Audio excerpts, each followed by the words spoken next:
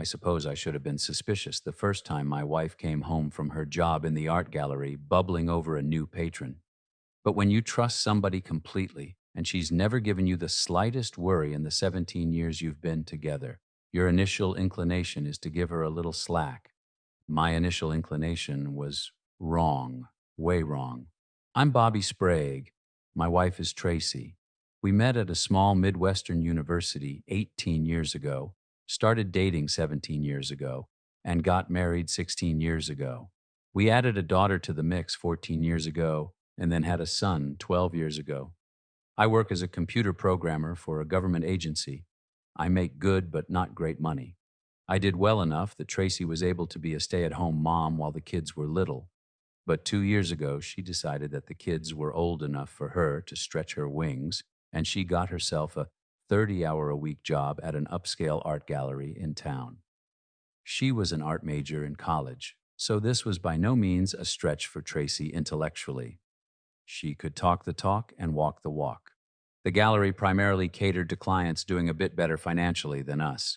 We live in a major Midwestern city, and there were plenty of people in that financial range for the gallery to be doing a nice business. And as a perk of her job, Tracy got to hobnob with these people and step into their world for a little while before coming back home to her humdrum life. Occasionally, we both got to step into their world, as sometimes Tracy would work a big show at the gallery and I would get to tag along as her plus one. It was exciting, I have to admit, hanging out for a few hours with some movers and shakers. Computer geeks like me don't get to rub elbows with company executives, politicians, attorneys, and bank presidents very often. So now and then, Tracy would come home amped after meeting some celebrity or somebody powerful. The kids and I would marvel at how she just sort of floated along at home for a while. Then we would get out of her way when reality set in as to where in life she fit into the picture. Darkness was not one of Tracy's better qualities. The kids would usually scramble off to their rooms, very often leaving me to take the brunt of her snarky comments about our life for the rest of the evening. Most of the time, I just took it in stride. When it got to me, I tinkered on my car in the garage. So for the last several weeks, Tracy had been babbling about some hotshot real estate whiz who had recently become a patron at the gallery. Jackson Aloysius Fairchild, a 28-year-old millionaire, had recently moved into expensive new digs and wanted artwork for his walls that reflected his station in life, Tracy had said. She seemed impressed with him in general, although she expressed the thought that he also seemed to be somewhat taken with himself. She mentioned in various conversations that he was handsome and put together well, and often talked about doing a variety of physical activities like bicycling and rock climbing.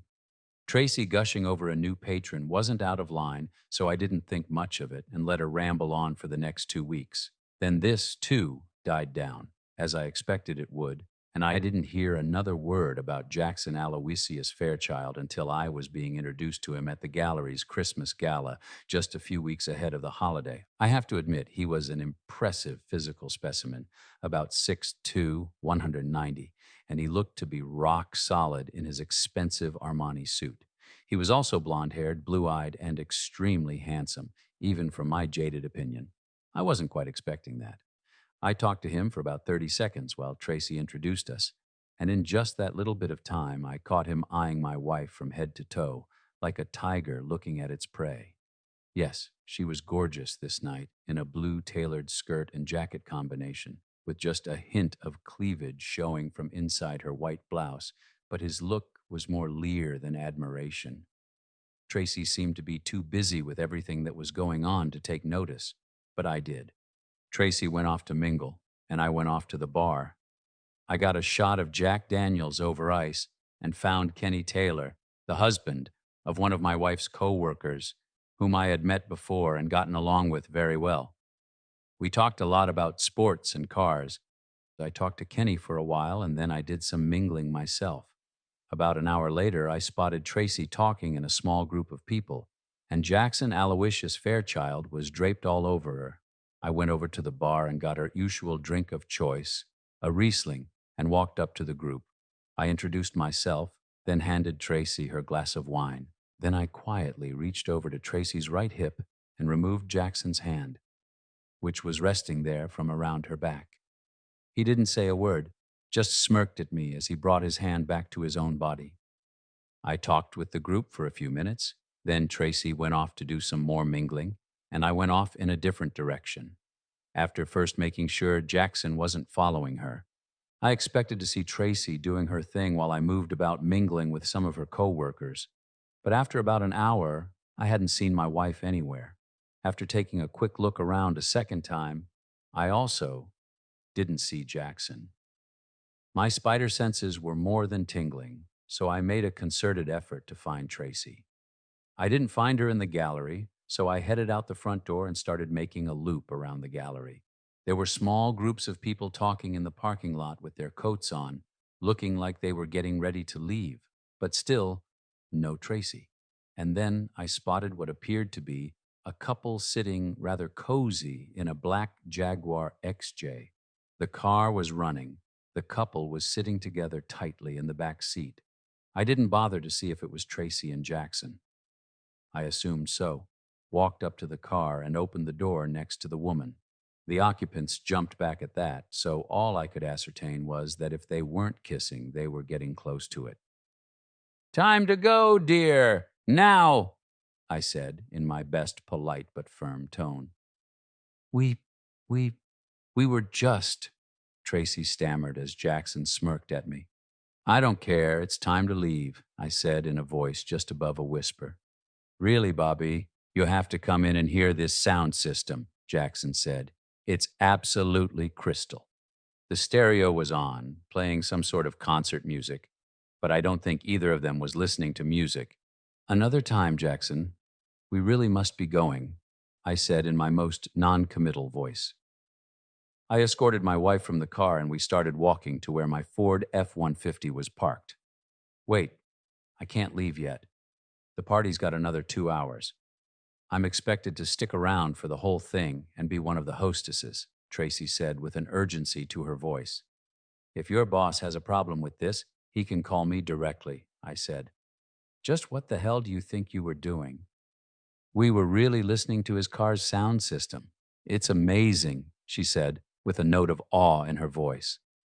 "Uh-huh," I replied, no note of awe in my voice.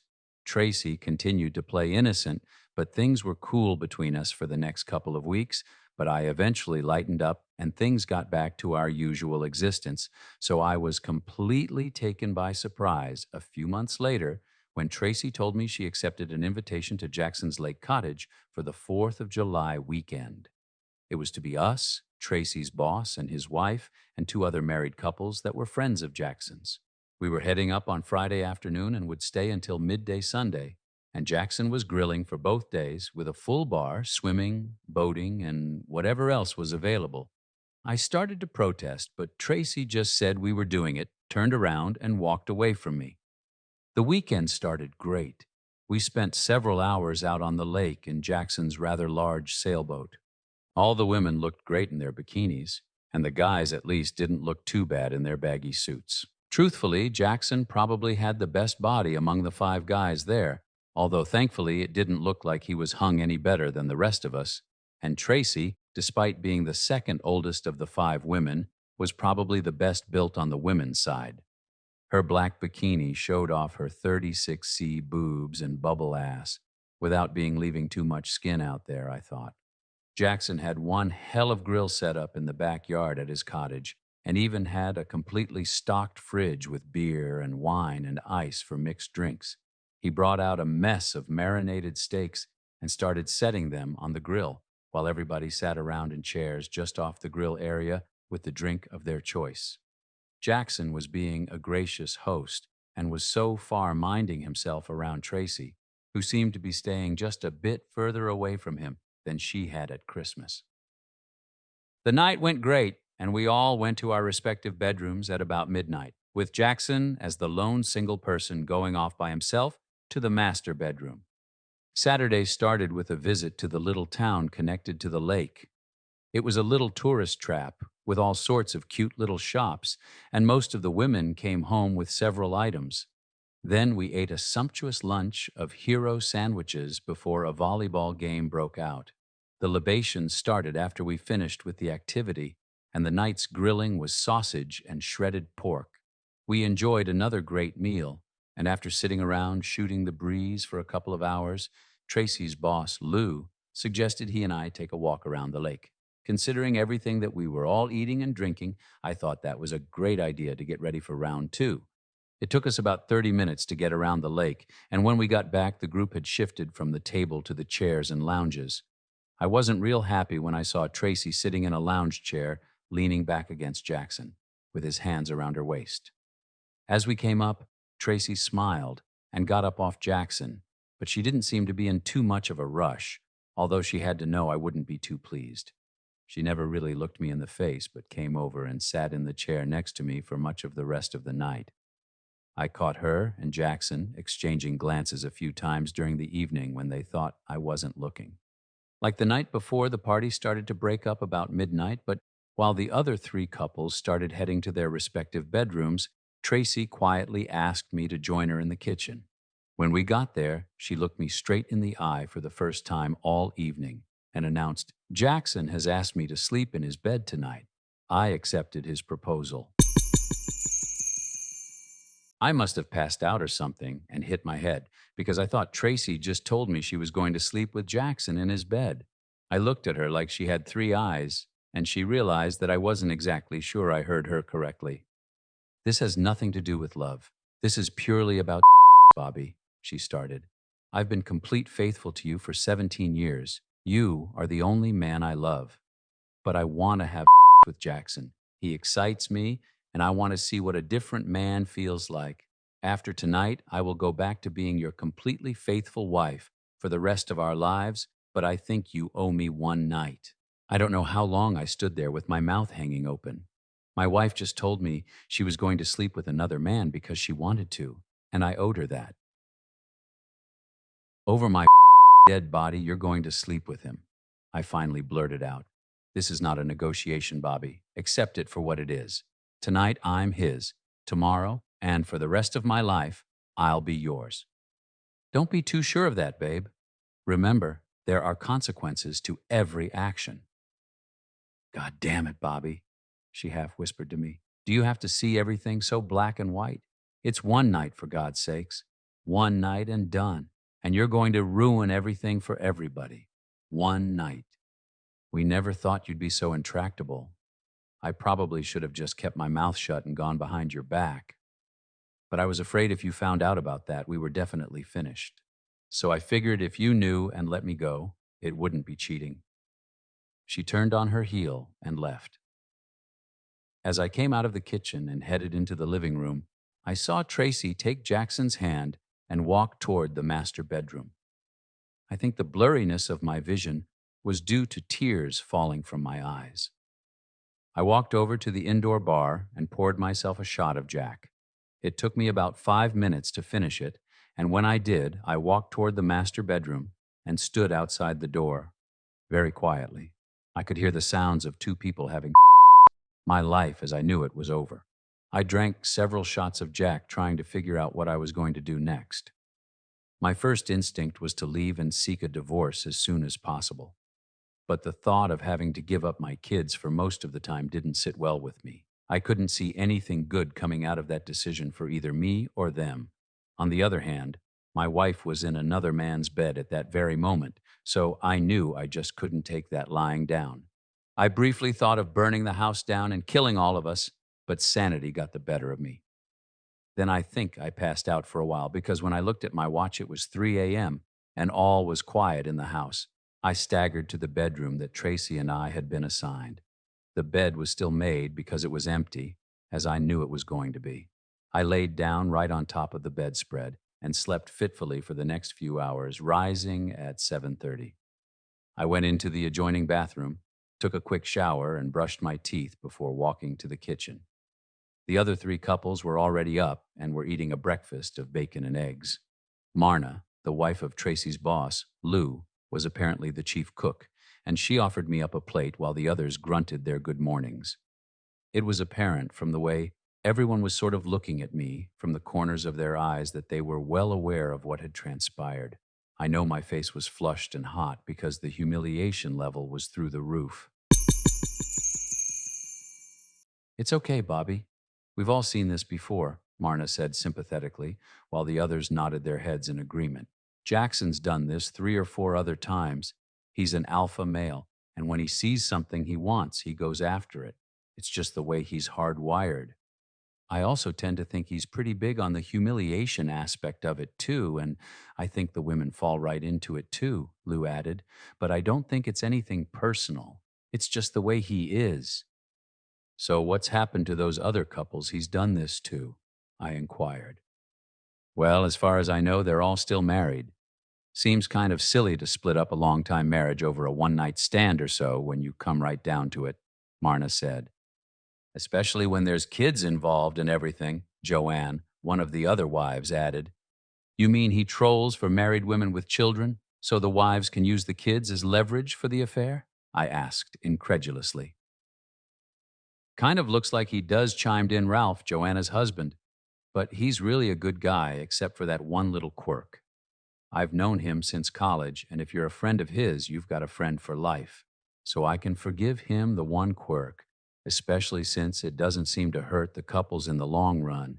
In fact, I know Jackson got his last love interest and her husband a sweet deal on a condo in North Carolina last year, and Jackson gets to stay with them when he's in the area.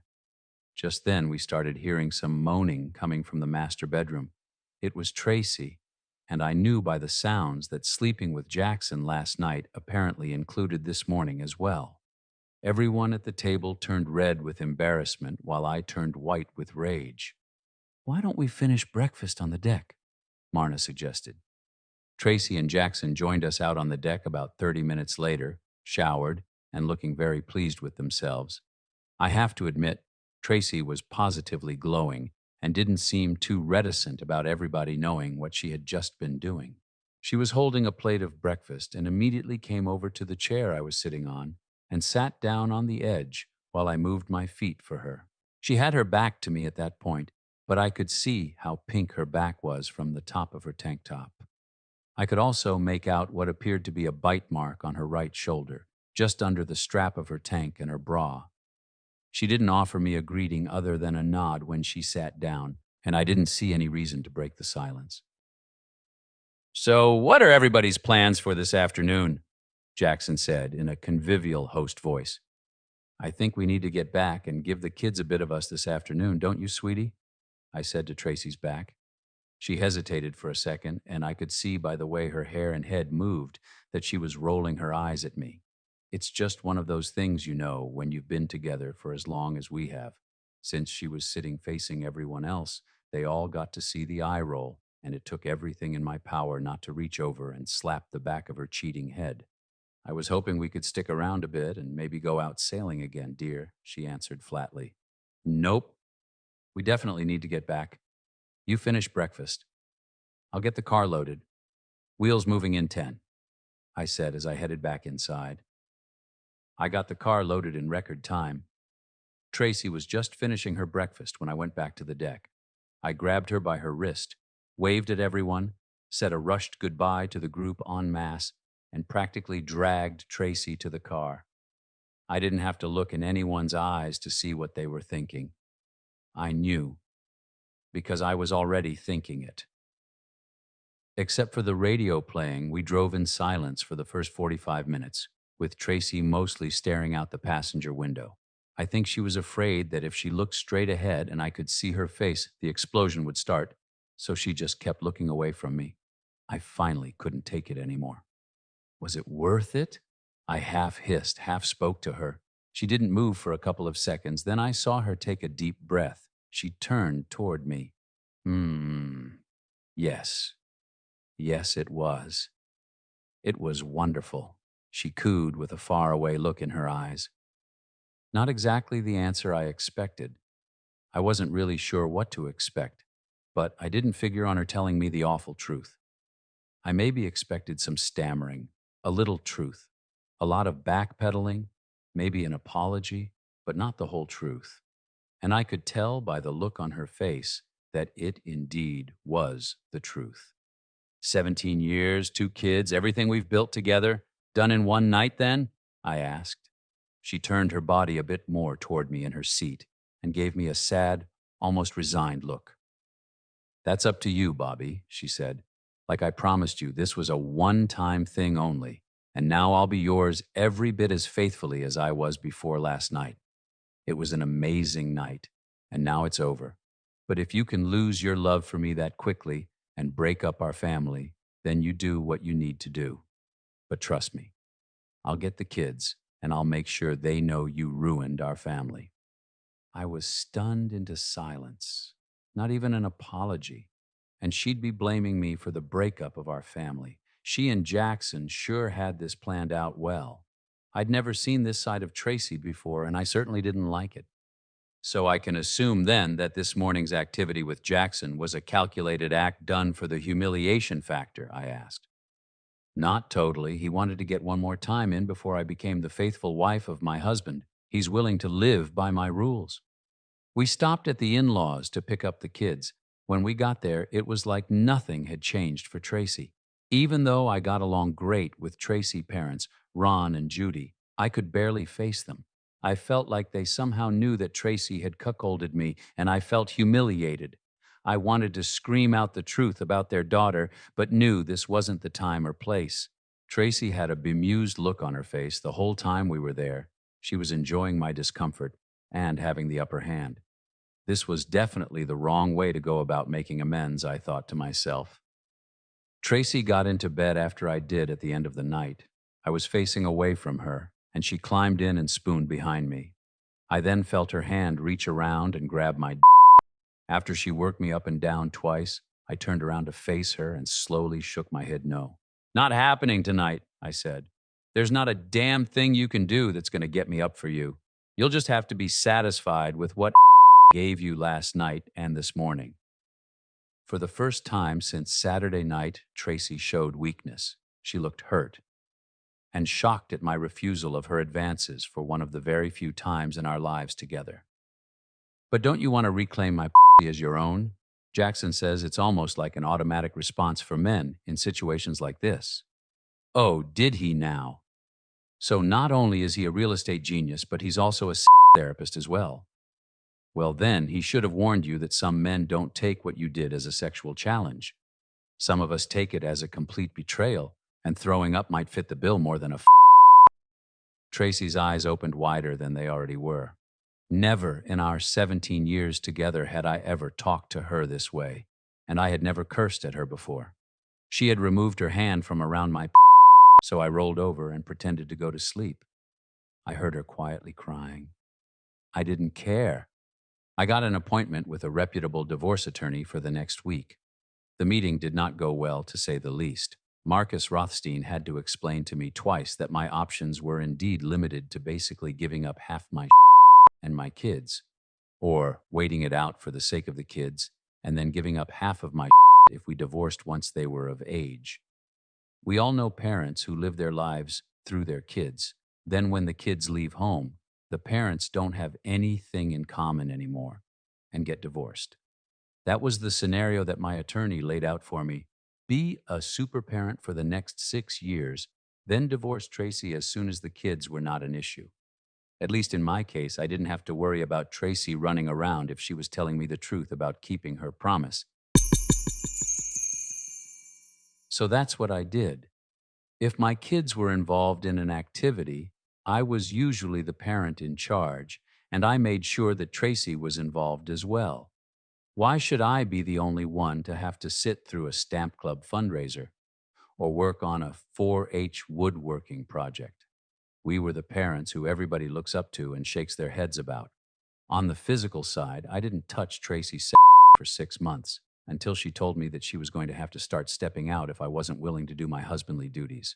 Since I was ready to bust a nut myself, literally, I was able to reason to myself that I could have sex with Tracy the way she did with Jackson. Just nothing else. After all, she was still a beautiful woman. It's not like I was being forced to have sex with a troll. It wasn't pretty, but our first night back in the saddle set the tone for what was going to happen the next few years. We had a date night to one of our favorite Italian places, and I plied Tracy with 2 more glasses of wine than her usual. Since she hadn't had any for the last 6 months except with her favorite toy, She was a little more randy than normal, and when I suggested we turn in while the kids were watching a movie, she didn't even hesitate. We were like two horny teenagers as we stripped down. After 30 seconds of lip locking each other, I pushed her back on the bed and gently rubbed two fingers along her dripping, and then she moaned. Not just any moan, but the exact same moan we all heard at the lake cottage when she Jackson Aloysius Fairchild that Sunday morning. Something clicked in my head at that moment, and rage became my best friend. Without even another thought, I drove my rock-hard into her in two tight strokes, and I know that had to hurt her because, honestly, it hurt me to do it. I spent the next 20 minutes pounding Tracy's like a man possessed, banging my into her cervix time after time as I hate her. About 5 minutes in, she's yelling my name in a guttural tone. Then she stiffened before having perhaps the biggest orgasm I've ever given her with my I pushed hard all the way through it, grunting like a wild man, and she wound up having two more intense before I finally filled her with the most I've ever shot in her. We then lay coupled for about 10 more minutes before we disengaged. "Where the hell did that come from?" she stage whispered to me. "Holy Bobby. Am I going to have to wait another 6 months for a repeat performance?" I couldn't really answer that question, so I said nothing and spooned into her back.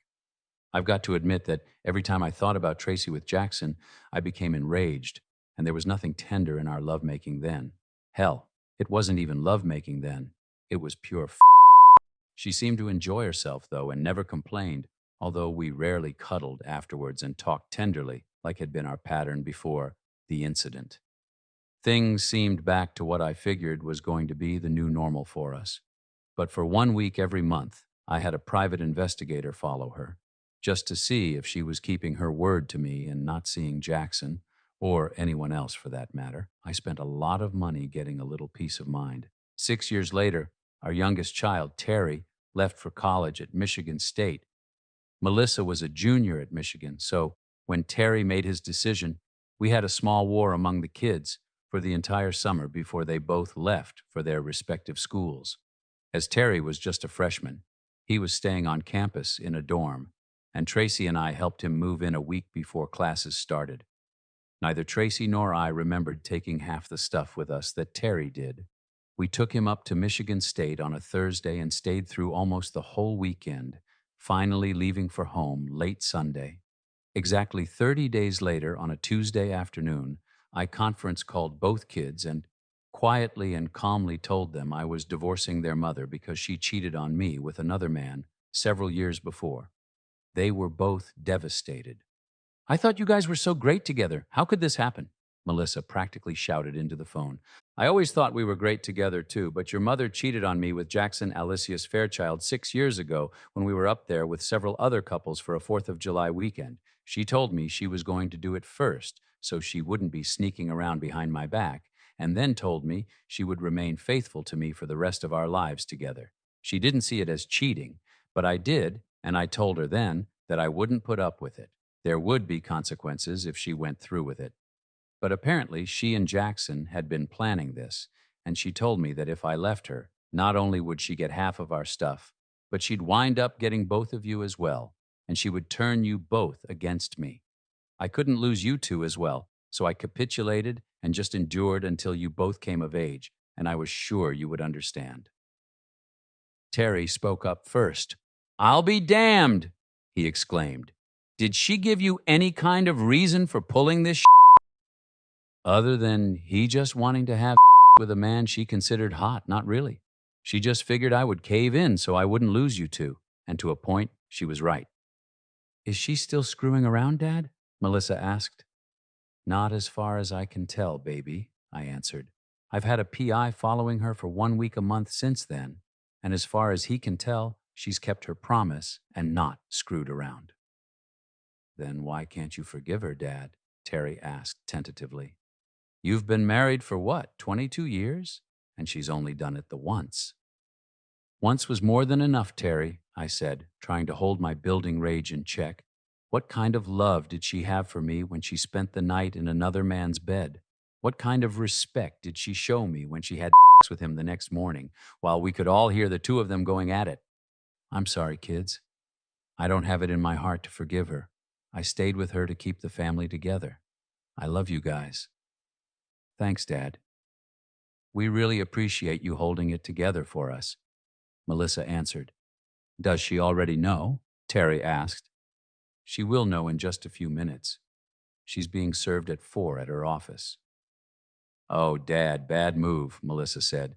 In front of her boss and coworkers, she'll be crushed and humiliated. Don't do this to her, Dad. Too late, baby. Besides, I planned it this way on purpose. Her boss and his wife were among the other people up at the lake house when this went down. And if you don't think I was already humiliated enough, imagine how I felt when your mother started to moan while having sex with Jackson the next morning. I wanted to shrivel up and die. So, no, I completely want her to feel the sting of humiliation.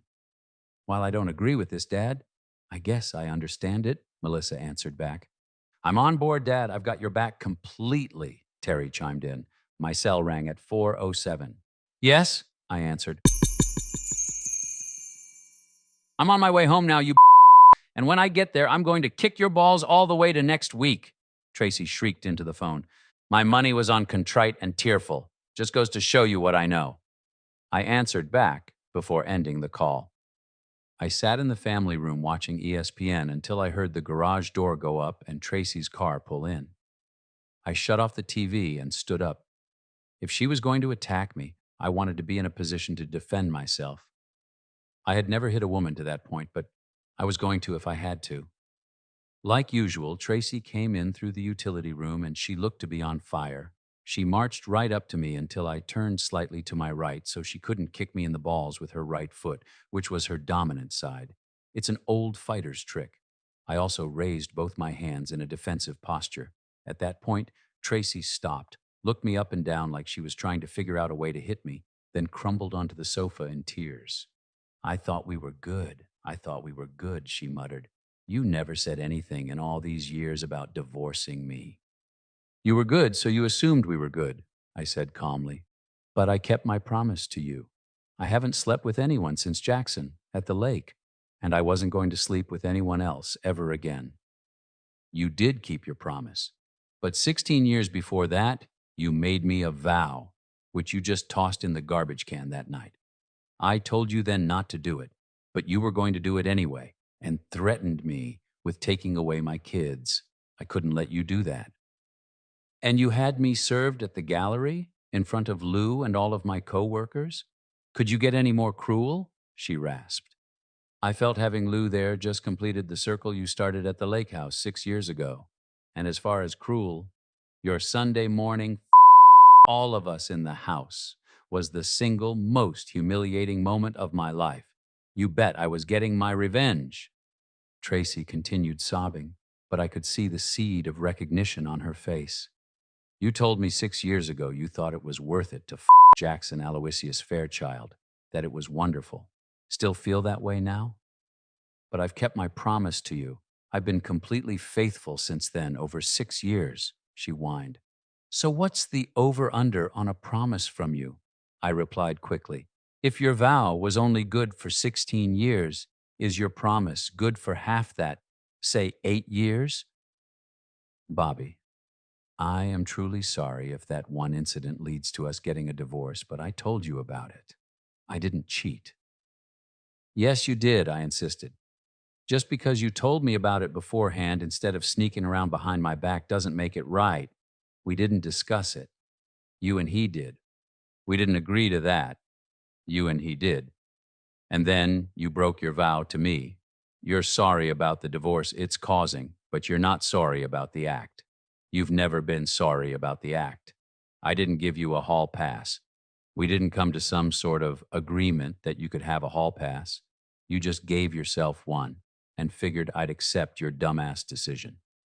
You ripped my heart out that weekend, Tracy, and on the ride home you told me it was my problem and I had to get over it or you'd take my kids away. Does that sound like love to you? Because it sure doesn't to me. She just looked at me stunned. Tracy got herself a good lawyer, and he convinced a judge that we needed couples counseling. At the very first session, the counselor, a good-looking young woman of about 30, asked me why I thought I couldn't get past Tracy cheating on me just one time. especially since she didn't go behind my back and sleep with Jackson. I looked at her like she had two heads. Then I asked her if she had ever been married, not seeing any rings on her left hand. My marital status has nothing to do with your answer, Mr. Sprague, she said more than a little defensively. Wrong answer exactly, I said as I got up to leave. The two women sat there motionless as I left. I got a phone call later that night from Ron and Judy, Tracy's parents. I dearly loved Tracy's parents. My own parents had both died several years ago, and I had gotten even closer to Ron and Judy after their death. They returned my love heartily, but I knew they had to side with their daughter on this. It's just what a parent does. I hadn't talked to them since Tracy was served several weeks back. They were both on the line, on speaker. Judy started the conversation after the pleasantries. Bobby, why do you have to be such a hard about this? She said. You know Tracy loves you with all of her heart. You know she's kept her promise to you about never having sex with anyone else ever again. Why do you have to be so intractable? What exactly did she tell you guys about that weekend? I asked. Well, dear, she told us that you two talked about her having sex with some guy for one night, and then she promised she would be faithful to you forever after. She told us that she told you instead of sneaking around behind your back, like she could have because she really loves you and doesn't want to lose you. That's about half the story, Mom. You two sitting down? Say what you need to say, Bobby. We're sitting, her father answered curtly. We didn't talk about her having with Jackson Aloysius Fairchild. She and Jackson talked. I was told. I was told that I had no say in the matter. It was going to happen. And if I wanted to make waves, that she would get the kids and turn them against me. I warned her not to do it, but that didn't make one damn bit of difference. So they had their fun that night, and just to make sure, they had some fun one more time that morning, with the rest of us sitting in the living room to start until your daughter got too loud, so we moved out to the backyard. I've never been so humiliated in my life until the ride home when Tracy told me how wonderful the sex had been. Does that sound like a loving wife? Does that sound like someone who really gives a shit about her husband? Not to me, it doesn't. But you stayed with her for 6 more years? Her father asked. No, I stayed with my children for 6 more years.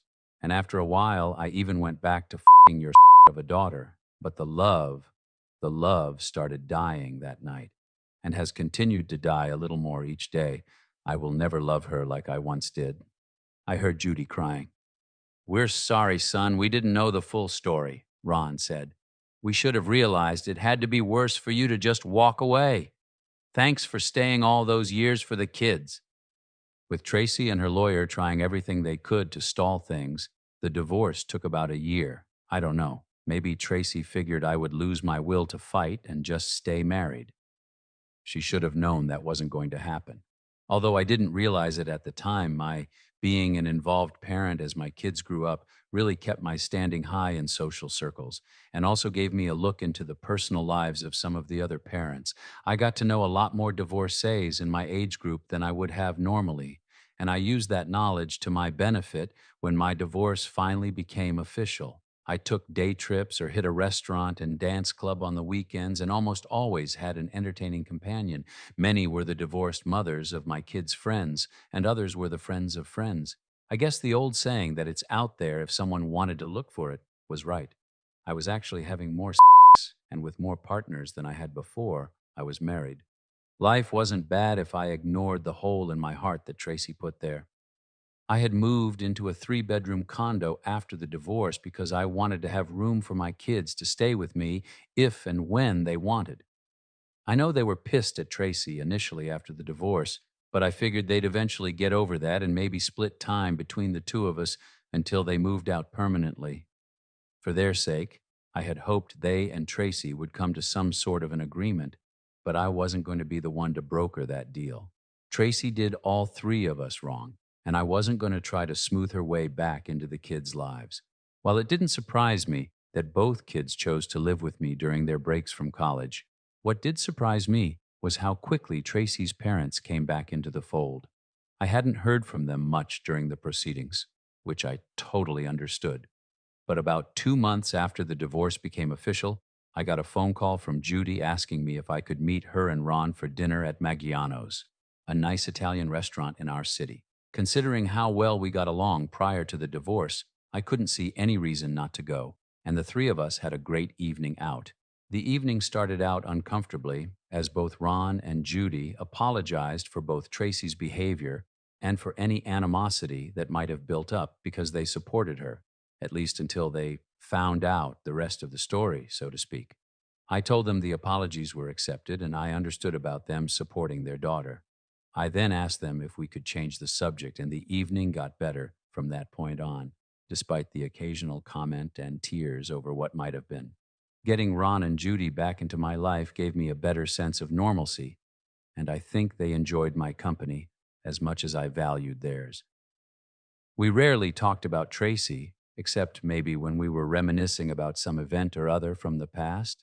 We were probably getting together a couple of times a month while the kids were at school, and when they got home, we were together even more.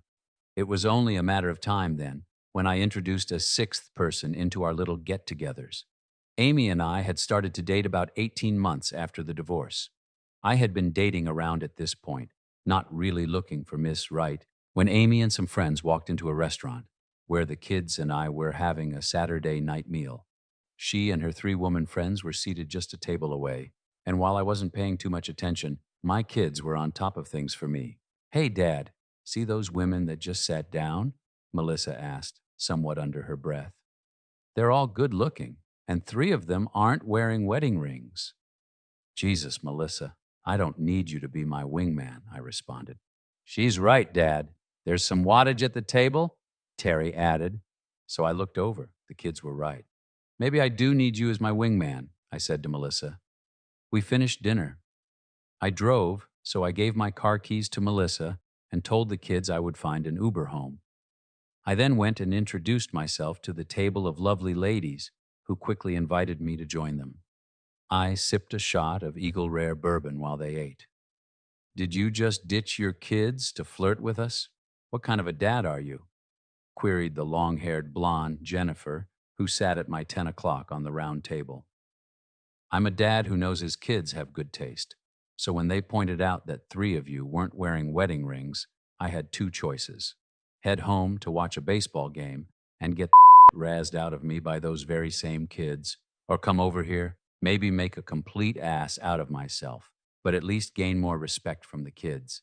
And they've always told me that it's just as easy to love a good-looking stepmom as it is an ugly one." "Wow, that's some shtick you've got going there, big guy," said the married brunette at my 2 o'clock. "Not a shtick, just a confident guy with two bright, mouthy children. With good taste, too, I might add. So are you the house mother here?"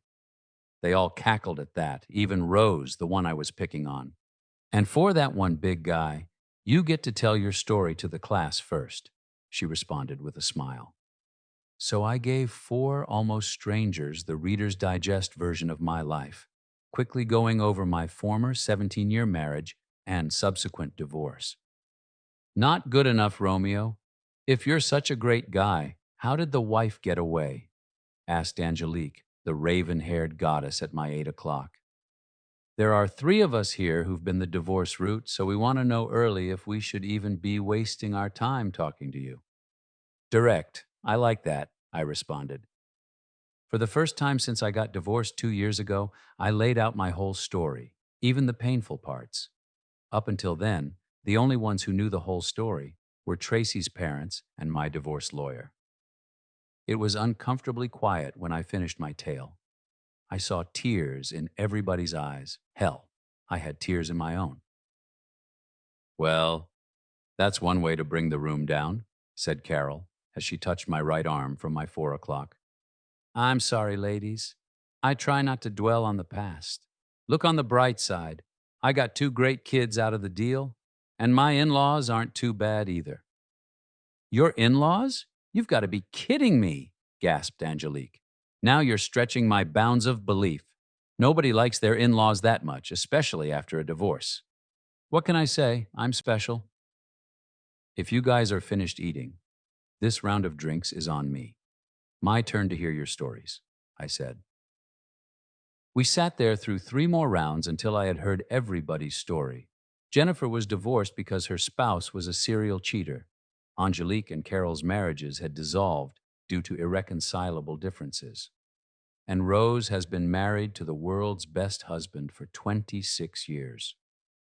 She called him the world's best husband several times, and every time she did, the other 3 nodded their heads in agreement. This is a man I have to meet. The women told me they get together for a girls' night out. Once a month, so my being there was sort of breaking the rules for Rose. But Rose offered that if she could bring her husband to the next outing, then I could come as well if I wanted. The other 3 agreed quickly. Can I bring a date? I asked cheekily. The 6 of us got together at the same restaurant a month later. I got to meet Sean, Rose's husband, and came away from that meeting thinking he just might really be the world's best husband. We hit it off instantly. The 6 of us continued to go out to eat on a monthly basis, and I began seeing the 3 unmarried women on a social basis as good friends. Sometimes we would do things as a group of 4. Sometimes me and one of the women would actually go on a date. Several of the dates ended up with us having sometimes making love, sometimes They were all great in the sack, whichever way we did it, and I made sure that each of them was given my best, which always includes me going down on a woman. I like it tremendously, and I think I'm pretty good at it, and judging by the screaming I got from all 3, I think the women enjoyed it tremendously. After about a year, Angelique and I became exclusive. I still remained good friends with Jennifer and Carol, but it was understood by all concerned that exclusive meant exactly that. Although, when the girls got together, sometimes the bantering could get a little rough, even for me. My kids got comfortable with Angelique pretty quickly. It took the in-laws just a little longer to warm up to her. I got it, and I didn't push it. A steady girlfriend for me meant that their slim hopes of Tracy and I reconciling were fading fast. But I think they came to see the same thing that I saw in Angelique, and since the 2 of them and I had such a strong bond, I think it was just a matter of time before they felt natural with her and started to show her why I thought so highly of them. After Angelique had been with the in-laws about a half-dozen times, Judy took me aside from the others and said we needed to talk. She looked as serious as a heart attack, so I was a little worried that my family bliss was about to explode. Bobby, maybe I don't have the right to say this, but too bad. I'm saying it anyway, she started. How long have you been dating this woman? Don't you think it's time you put a ring on her finger before somebody else gets that bright idea? I tried my best to match the serious expression on her face, but I was smiling ear to ear on the inside. When your ex-mother-in-law sees it, well, I guess she was right. You're right, Mom. I need to lock this girl up. I guess I've been a little gun-shy, I said. Do it soon, you big lug, she responded. I took Angelique back to Maggiano's for her 47th birthday about 6 weeks later. I told her to dress for the event and was treated to the sight of her version of the little black dress. Since Angelique was not able to conceive, she didn't have any pregnancies, and her body looked like that of a 35-year-old, with her boobs having no sag and her midsection still being taut. I know she spent considerable time at the gym as well, so it wasn't just about not having kids. The dress was about 5 inches above her knees and was cut low in front to show some of her beautiful 36Cs. Heads turned all night long, and I barely managed not to drool during dinner. We both ordered cheesecake for dessert, and our waiter came back carrying a tray with 2 pieces and a bottle of champagne. We didn't order the champagne, Angelique whispered to me. We didn't. I did, I whispered back. It's for drinking right after I slipped this ring onto your finger. I had gone to my favorite jeweler after Judy talked to me and had him make me a custom diamond engagement ring. I thought he did a great job. Apparently, so did Angelique, who started crying as soon as she saw it. I'm pretty sure there was a yes somewhere in the middle of all that blubbering. We had a simple spring wedding. Terry was my best man. Rose was Angelique's matron of honor. No, I didn't invite Tracy. Even though I know it hurt Ron and Judy, I did not consider my ex-wife a friend. The only time we were together is when it was something to do with the kids. We were cordial when we were together, but unlike some people who can get over their divorce and actually become friends, that wasn't going to happen for me. I couldn't forget the disrespect, and if you don't forget, I don't think you really forgive. My kids eventually forgave Tracy, and that's fine with me. She is their mother, but I don't ask about her, and the kids don't volunteer information about her. The same with Ron and Judy. Angelique seemed to get on pretty good with Tracy when we were all together. I'm okay with that, because Angelique is her own person and can choose who she befriends. Again, we don't really talk about it. 2 of the times we got together after our wedding was for Melissa's wedding, and then Terry's. I was a very proud father on both occasions, and I wasn't going to let anything detract from my kids' big days. Grandchildren started coming a couple of years after both got married, and then I got to see a side of Angelique I never anticipated. While Tracy and I were both thrilled to be grandparents, Grandma Angel was absolutely beside herself with joy. Apparently, she had a lot of maternal itches that needed to be scratched, so to speak, and the grandkids helped fill the bill. She was absolutely ridiculous. Tracy eventually married again, and then divorced again, and then married a third time, and divorced a third time. Angelique commented to me that she thought Tracy was looking for another version of me, but just couldn't find one. She wanted me to promise her that I'd never leave her. I don't have to promise you that, I answered. I made you a vow. Well, Tracy really screwed up, didn't she? If you enjoyed this tale of cheating and regret, check out this video about a wife who cheats on her husband with his friend. But there's a deadly secret why.